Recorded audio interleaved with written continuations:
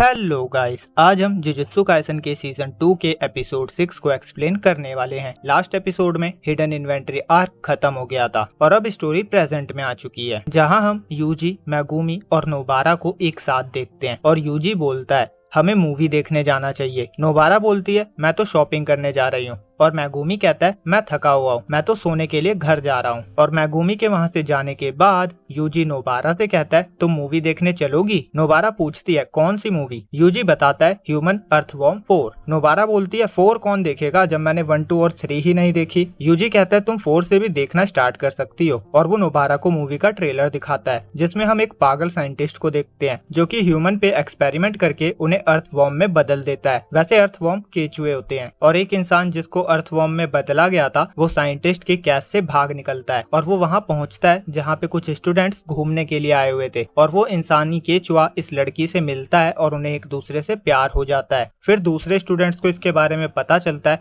और वो इसे एक मॉन्स्टर समझकर मार देते हैं। और फिर वहाँ और भी बहुत सारे छोटे छोटे केचुए आ जाते हैं और वो उसे डैड बोलते हैं। और यहीं पे ट्रेलर एंड हो जाता है और नोबारा कहती है ये घटिया मूवी मैं नहीं देखने वाली, मुझे तो इसकी थीम भी पसंद नहीं आई। और अब वो शॉपिंग पे जाने लगती है और यूजी मूवी देखने। और फिर हम इस लड़की को देखते हैं जो कि यूजी को ही देख रही थी। और अगले सीन में हम टोडो और मेई मेई को देखते हैं जो हाई स्कूल के प्रिंसिपल के पास गए हुए थे। और दोनों माकी, पांडा, मेगुमी, नोबारा और यूजी को फर्स्ट ग्रेड के लिए रिकमेंड करते हैं। और प्रिंसिपल बोलते हैं स्पेशल ग्रेड एक्सेप्शनल सोर्सरर के लिए एक रिजर्व रैंक होती है। वो बताते हैं ये रैंक एक ऐसी रैंक है जो अदर सोर्सरर और जुजुत्सु सोसाइटी को लीड करती है। आगे वो बताते हैं उन्हें पहले बहुत सारे मिशन पूरे करने होंगे, फिर उन्हें सेमी फर्स्ट ग्रेड बनाया जाएगा और फिर उनको अकेले मिशन पे भेजा जाएगा। और जब वो मिशन को अकेले के दम पे कंप्लीट करने लग जाएंगे तब जाकर उन्हें फर्स्ट ग्रेड में प्रमोट किया जाता है। और अब टोडो और मेई मेई टेबल टेनिस खेल रहे होते हैं और टोडो बोलता है यूजी मिशन को आराम से पूरा कर लेगा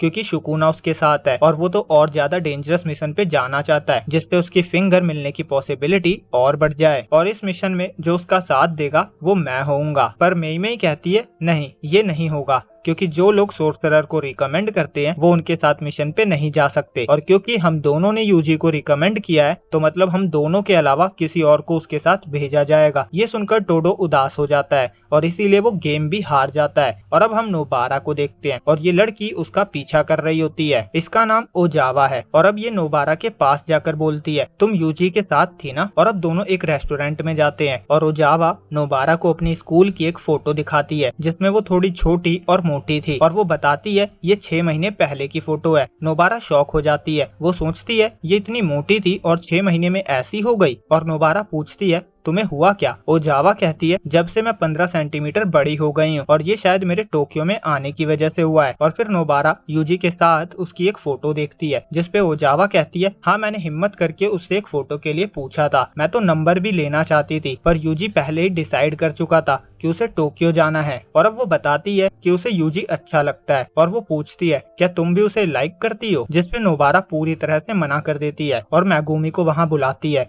और ओजावा से कहती है कोई आ रहा है जो यूजी को बहुत अच्छे से जानता है। और अब मेगुमी वहाँ आता है और नोबारा उसे ओजावा से मिलवाती है और पूछती है क्या यूजी की कोई गर्लफ्रेंड है। और मेगुमी कहता है ये सवाल क्यों, जिसपे नोबारा बताती है ये उसे लाइक करती है। और अब मेगुमी भी वहाँ बैठ जाता है और बताता है उसकी कोई गर्लफ्रेंड नहीं है। नोबारा को यकीन नहीं होता, वो पूछती है तुम ये किस बेसिस पे कह सकते हो। मेगुमी कहता है हमें सडनली टोक्यो में आना पड़ा और वो इसके लिए अपसेट भी नहीं था और उसने लड़कियों की पिक्चर्स भी अपने दीवार पे लगा रखी है, जिसकी गर्लफ्रेंड होती है वो ऐसा नहीं करते। और अब मेगुमी ब्लैक कॉफी पीने लगता है और नोबारा कहती है तुम ये ब्लैक कॉफी लड़कियों के सामने ही पीते हो ना, शो ऑफ करने के लिए। और मेगुमी कहता है तुमने मुझे ये पूछने के लिए बुलाया है क्या, वैसे मैं हमेशा ब्लैक कॉफी ही पीता हूँ। और ओजावा पूछती है वैसे तुम्हें पता है उसे किस तरह की लड़कियां पसंद है। मेगुमी कहता है उसने कहा तो था कि उसे लंबी लड़कियां पसंद है। और ये सुनकर दोनों जोश में आ जाती है और नोबारा फटाफट यूजी को यहाँ आने के लिए मैसेज कर देती है और यूजी बहुत जल्दी यहाँ आ जाता है। और अब नोबारा सोच रही थी मैंने तो इसे ओजावा के बारे में बताया ही नहीं क्योंकि ओजावा पहले बहुत मोटी थी तो यूजी तो उसे पहचान ही नहीं पाएगा। पर यूजी ओजावा को देखते ही पहचान जाता है और उससे पूछता है तुम यहाँ क्या कर रही हो, और इन दोनों को विश्वास ही नहीं होता कि यूजी ने उसे इतनी आसानी से पहचान लिया। और अब हम एक फ्लैशबैक देखते हैं जिसमें हमें ओजावा और यूजी जब हाई स्कूल में थे तब का सीन दिखाया जाता है। और यहाँ यूजी से कुछ स्टूडेंट्स पूछ रहे थे कि तुम्हें हमारी क्लास में कौन सी लड़की सबसे अच्छी लगती है। पहले यूजी कहता है कोई भी नहीं, तो स्टूडेंट्स कहते हैं अगर किसी एक को चुनना हो तो किसे चुनोगे, और यूजी कहता है अगर ऐसा है तो मैं ओजावा को चुनूंगा। और ओजावा क्लासरूम के बाहर से सब सुन रही थी और स्टूडेंट्स बोलते हैं पर वो तो मोटी है ना, और यूजी कहता है हाँ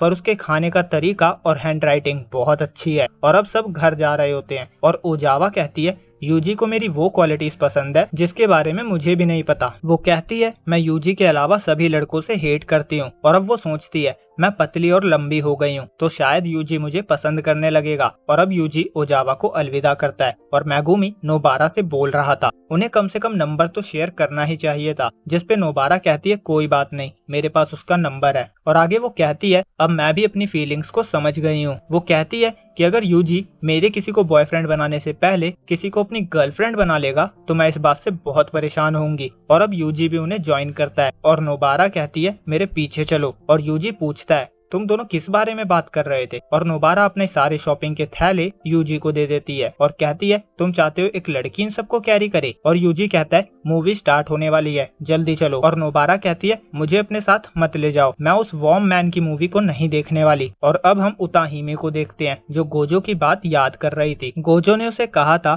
कि आजकल ऐसी कर्स स्पिरिट हर जगह दिखाई दे रही है जो कि कुछ लोगों से मिलकर प्लानिंग कर रही है। और अब नोबारा, यूजी और मेगुमी उताहिमे के पास आते हैं और उताहिमे बताती है तुम्हें गोजो से पता चल ही गया होगा कि कोई बंदा हमारी इंफॉर्मेशन को लीक कर रहा है। वो बताती है ऐसे 2 लोग हो सकते हैं जो कर्स स्पिरिट के साथ मिले हो सकते हैं, और एक तो प्रिंसिपल से भी ऊपर की रैंक का हो सकता है और उसका हम कुछ नहीं कर सकते, और दूसरा मेकामारू हो सकता है और हमें बस उसे इंटेरोगेट करना है। और अब हम कासुमी को देखते हैं जो मेकामारू को ढूंढ रही थी और कहती है आज नोटबुक पे काम करने का आखिरी दिन है। और मेकामारू से बोलता है मैं सोने जा रहा हूँ, तुम नोटबुक को मेरी डेस्क से ले जा सकती हो। और कासुमी सोचती है इसकी रियल बॉडी कहाँ होगी। और अब सीन दोबारा उताहिमे पे आता है और सब नीचे जाने लगते हैं और उताहिमे बताती है मेकामारू यही है। और अब आगे बढ़ते हुए उताहिमे बोलती है Mechamaru puppet manipulation technique use करता है और हेवनली पैक्ट की वजह से उसकी इस टेक्निक की रेंज पूरे जापान तक है, और अगर उसके पास कोई अनरजिस्टर्ड पपेट है तो वो उससे जो चाहे करवा सकता होगा। और वो उस रूम में जाने लगते हैं जिसमें मेकामारू था,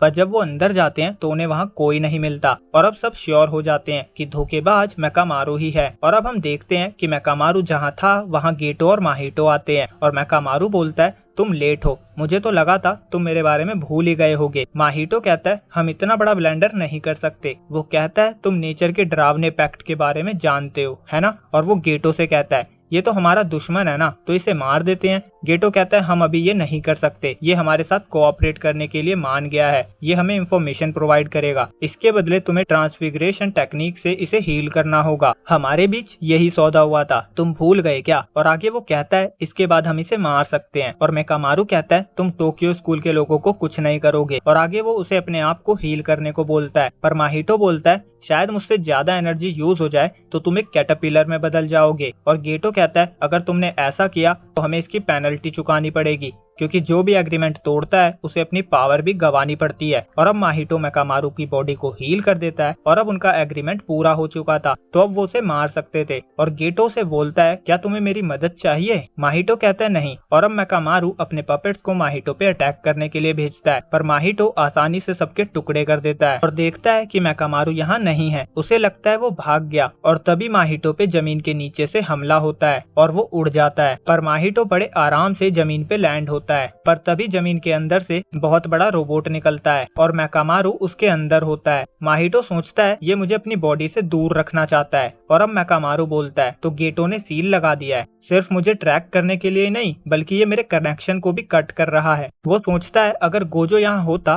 तो इसे तोड़ना इजी होता। आगे वो सोचता है मुझे यहाँ से बस गोजो ही बचा सकता है, मुझे कुछ भी करके उससे कांटेक्ट करना होगा और शिबुया प्लॉट के बारे में उसे बताना होगा। और वो सोचता है तो अब मेरे पास कोई रास्ता नहीं है, मुझे खुद को बचाना ही होगा। वो सोचता है अगर मैं सिर्फ गेटो पे फोकस करूं तो माहिटो को इग्नोर करना बहुत बड़ा खतरा होगा, मुझे पहले माहिटो से ही निपटना होगा। और गेटो से बोलता है तुम मेरी चिंता मत करो, आराम से माहिटो से लड़ो। और मेकामारू सोचता है मैं डिसएडवांटेज में हूँ पर अभी भी मेरे जीतने के चांसेस हैं। वो कहता है मैंने अभी तक जितनी कर्स एनर्जी इकट्ठा करी है मैं सबको यूज कर दूंगा। और वो कासुमी को याद करता है और फिर अल्ट्रा कैनन से माहितो पे फायर करता है और यहीं पे ये एपिसोड एंड हो जाता है। तो वीडियो अच्छी लगी हो तो लाइक करना। जल्दी मिलते हैं अगले एपिसोड के साथ, जब तक के लिए बाय बाय।